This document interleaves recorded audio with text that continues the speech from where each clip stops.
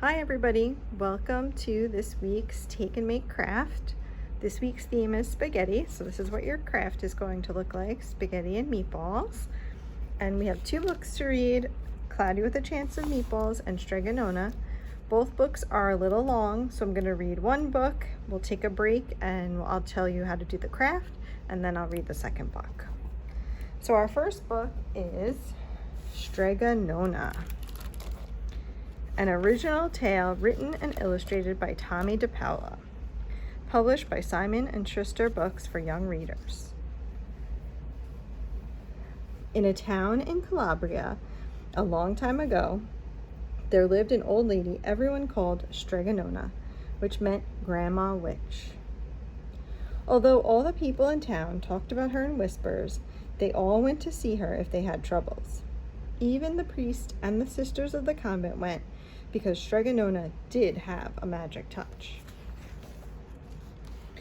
She could cure a headache with oil and water and a hairpin. She made special potions for the girls who wanted husbands, and she was very good at getting rid of warts. But Strega Nona was getting old, and she needed someone to help her keep her little house and garden, so she put up a sign in the town square. And Big Anthony, who didn't pay attention, went to see her. "Anthony," said Strega Nona, "you must sweep the house and wash the dishes. You must weed the garden and pick the vegetables. You must feed the goat and milk her. And you must fetch the water. For this, I will give you 3 coins and a place to sleep and food to eat." "Oh, grazie," said Big Anthony. "The one thing you must never do," said Strega Nona, "is touch the pasta pot. It is very valuable, and I don't let anyone touch it." "Oh, see, yes," said Big Anthony. And so the days went by. Big Anthony did his work, and Strega Nona met with the people who came to see her for headaches and husbands and warts. Big Anthony had a nice bed to sleep in next to the goat shed, and he had food to eat. One evening when Big Anthony was milking the goat, he heard Strega Nona singing. Peeking in the window, he saw Strega Nona standing over the pasta pot. She sang, "Bubble, bubble, pasta pot, boil me some pasta nice and hot. I'm hungry and it's time to sup. Boil enough pasta to fill me up." And the pasta pot bubbled and boiled and was suddenly filled with steaming hot pasta. Then Strega Nona sang, "Enough, enough, pasta pot, I have my pasta nice and hot. So simmer down my pot of clay until I'm hungry another day." "How wonderful," said Big Anthony. "That's a magic pot for sure." And Strega Nona called Big Anthony in for supper. But too bad for Big Anthony, because he didn't see Strega Nona blow 3 kisses to the magic pasta pot. Can you guys throw 3 kisses? Good job. And this is what happened. The next day, when Big Anthony went to the town square to fetch the water, he told everyone about the pasta pot. And naturally, everyone laughed at him, because it sounded so silly. A pot that cooked all by itself? "You'd better go and confess to the priest, Big Anthony," they said. "Such a lie." And Big Anthony was angry, and that wasn't a very good thing to be. "I'll show them," he said to himself. "Someday I will get the pasta pot and make it cook, and then they'll be sorry." That day came sooner than even Big Anthony would have thought, because 2 days later, Strega Nona said to Big Anthony, "Anthony, I must go over the mountain to the next town to see my friend, Strega Amelia. Sweep the house and weed the garden, feed the goat and milk her, and for your lunch there are some bread and cheese in the cupboard. And remember, don't touch the pasta pot." "Oh, yes, yes, Strega Nona," said Big Anthony. But inside he was thinking, "My chance has come."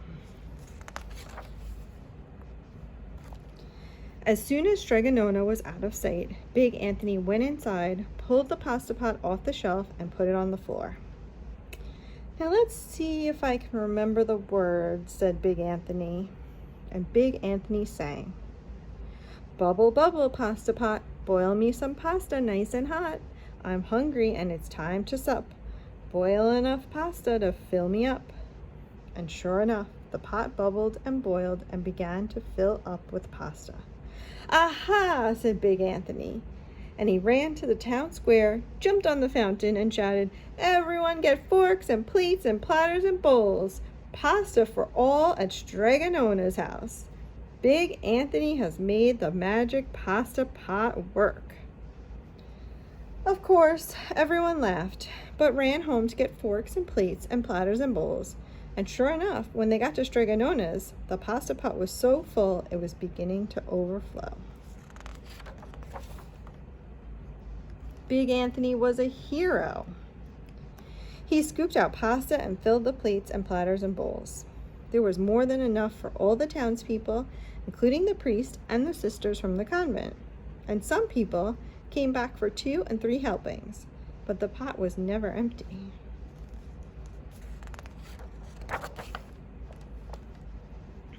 When all had had their fill, Big Anthony sang, Enough, enough, my pasta pot, I have my pasta nice and hot. So simmer down my pot of clay until I'm hungry another day. But alas, he did not blow the 3 kisses. He went outside to the applause of the crowd. Big Anthony took a bow. He was so busy listening to compliments from everyone that he didn't notice the pasta pot was still bubbling and boiling until a sister from the convent said, Oh, Big Anthony, look! And pasta was pouring out of the pot all over the floor of Strega Nona's house and was coming out the door.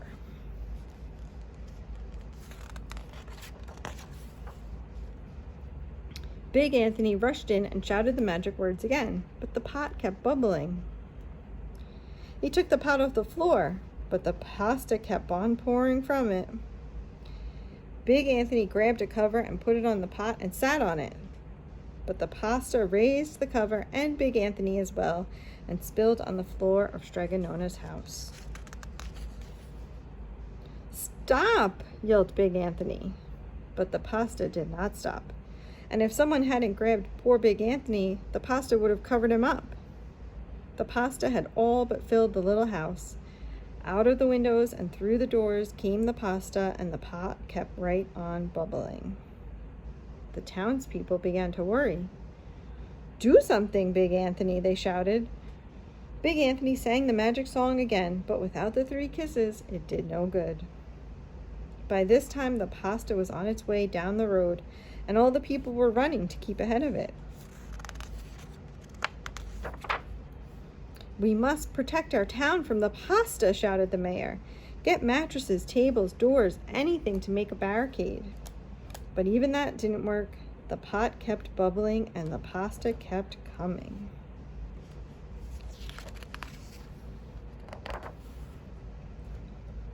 We are lost, said the townspeople, and the priest and the sisters of the convent began praying. The pasta will cover our town, they cried. And it certainly would have, had Strega Nona not come down the road home from her visit. She didn't have to look twice to know what had happened.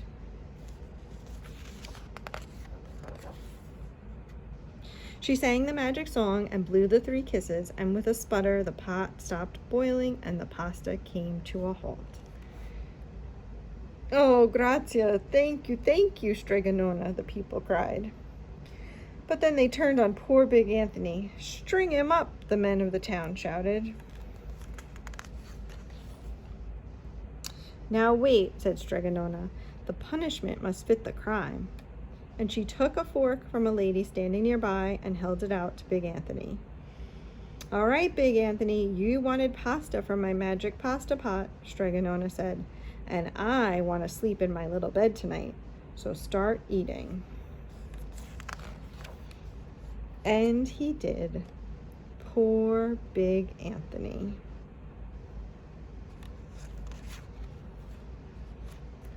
And there's Strega Nona sleeping in her bed. The end. Okay, so now I'm going to show you the craft. This is what it's going to look like when it's done. The only thing you need is some glue. If you need glue, you can ask for it when you pick up your kit. And let's see what comes in your kit. You have your plate. You can flatten it out a little bit. These are your meatballs. This is your pasta, and this is your sauce.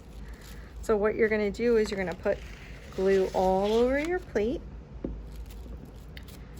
You're gonna take your tissue paper and you can either cut it or rip it up into pieces, and you're gonna lay it all on that glue so it looks like sauce. And then you're just gonna have maybe a grown-up help you unknot your pasta, which is yarn. And you're gonna put more glue on top of where you put your tissue paper. And you're just gonna lay your pasta down, or your yarn. And then the last thing you're gonna do is put more glue. You can put it on the pom-poms and glue them down wherever you want your meatballs to be. And then you're gonna have your plate of pasta. And now we're going to do our last book, which you might have heard of. It's called Cloudy with a Chance of Meatballs. And it's written by Judi Barrett and drawn by Ron Barrett. And the publisher is Aladdin Paperbacks.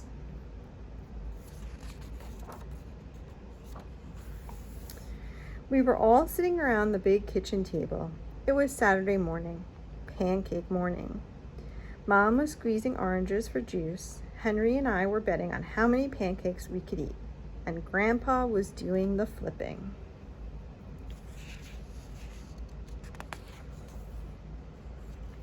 Seconds later, something flew through the air, headed toward the kitchen ceiling, and landed right on Henry. After we realized that the flying object was only a pancake, we all laughed, even Grandpa. Breakfast continued quite uneventfully. All the other pancakes landed in the pan, and all of them were eaten, even the one that landed on Henry.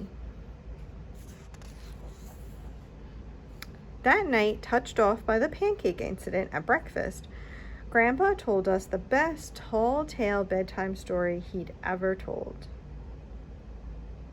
Across the ocean, over lots of huge bumpy mountains, across 3 hot deserts and 1 smaller ocean, there lay the tiny town of Chew and Swallow. In most ways, it was very much like any other tiny town. It had a main street lined with stores, houses with trees and gardens around them, a schoolhouse, about 300 people, and some assorted cats and dogs. But there were no food stores in the town of Chew and Swallow. They didn't need any. The sky supplied all the food they could possibly want. The only thing that was really different about Chew and Swallow was its weather. It came 3 times a day, at breakfast, lunch, and dinner. Everything that everyone ate came from the sky. Whatever the weather served, that was what they ate. But it never rained rain, it never snowed snow, and it never blew just wind. It rained things like soup and juice. It snowed mashed potatoes and green peas. And sometimes the wind blew in storms of hamburgers. The people could watch the weather report on television in the morning, and they would even hear a prediction for the next day's food. When the townspeople went outside, they carried their plates, cups, glasses, forks, spoons, knives, and napkins with them. That way, they would always be prepared for any kind of weather. If there were leftovers, and there usually were, the people took them home and put them in their refrigerators in case they got hungry between meals.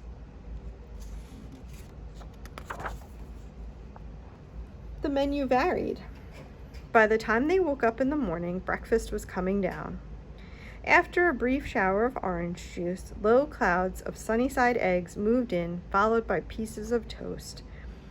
Butter and jelly sprinkled down for the toast, and most of the time it rained milk afterwards. For lunch one day, frankfurters, already in their rolls, blew in from the northwest at about 5 miles an hour. There were mustard clouds nearby. Then the wind shifted to the east and brought in baked beans. A drizzle of soda finished off the meal. You see, that restaurant has no ceiling so that the food can rain in.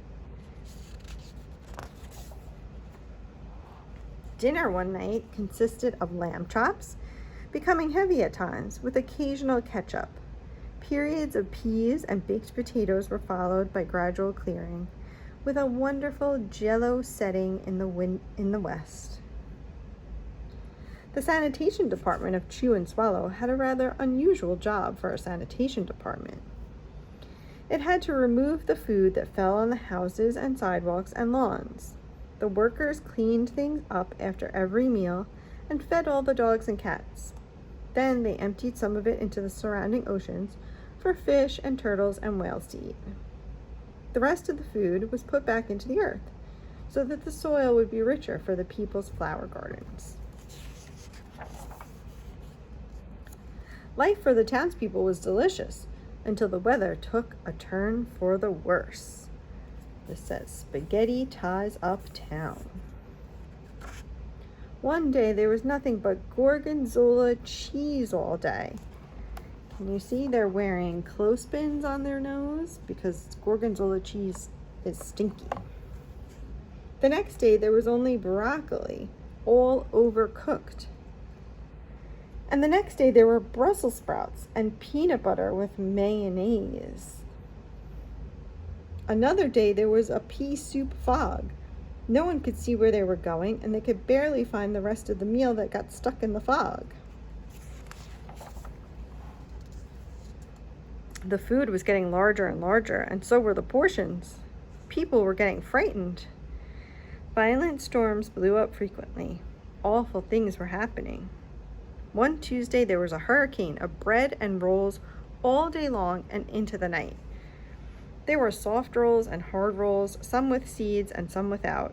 There was white bread and rye and whole wheat toast. Most of it was larger than they had ever seen bread and rolls before.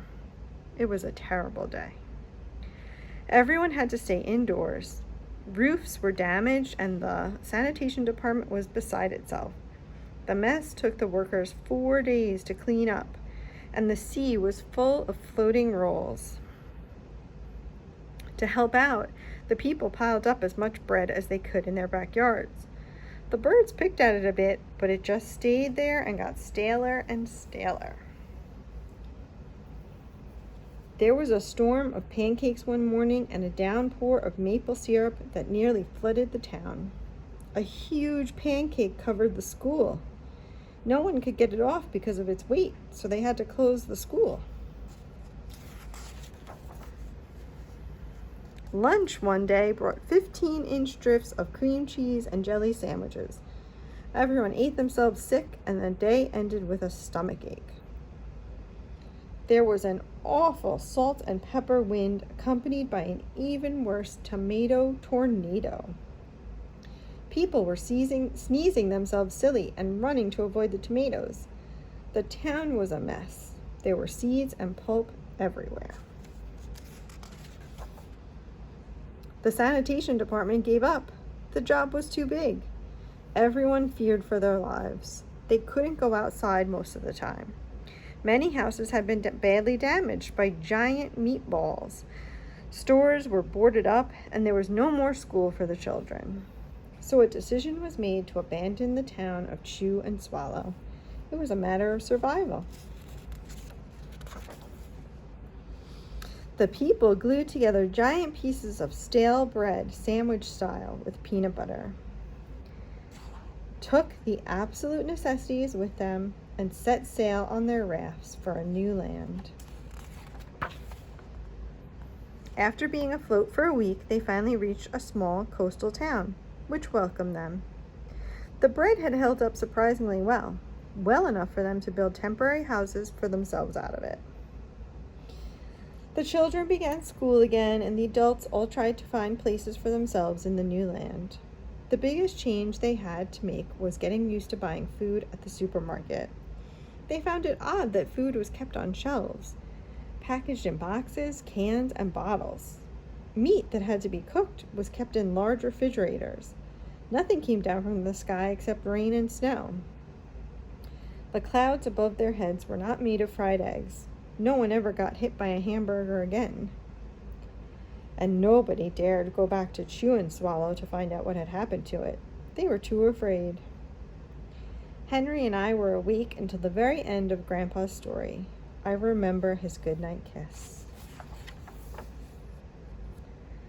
The next morning we woke up to see snow falling outside our window. We ran downstairs for breakfast and ate it a little faster than usual so we could go sledding with Grandpa. It's funny, but even as we were sliding down the hill, we thought we saw a giant pat of butter on the top, and we could almost smell mashed potatoes. The end. Thank you for joining us this week for Take and Make Crafts. Hope to see you again next week. Bye.